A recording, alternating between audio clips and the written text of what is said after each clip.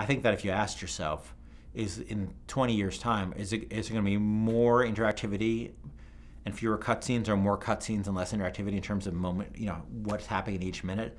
You're probably going to see fewer cutscenes and more just player-driven interactivity, which I personally think is the right model, because I think cutscenes are another technological artifact of a time where you couldn't really express story in the game, so you had to do story outside of it.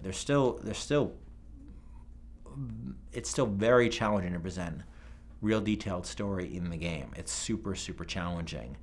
But that's something we're working on all the time, and it's something that we sort of have given ourselves a challenge to take on. We opened our game. We had in the beginning of BioShock. There's very little exposition.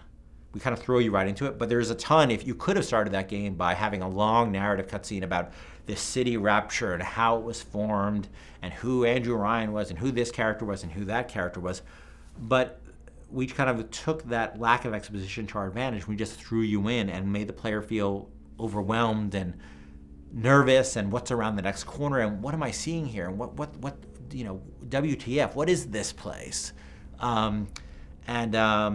I think we try to use that to our advantage instead of explaining a lot. And hopefully, for me as a gamer, that's where I'd like to see the form go.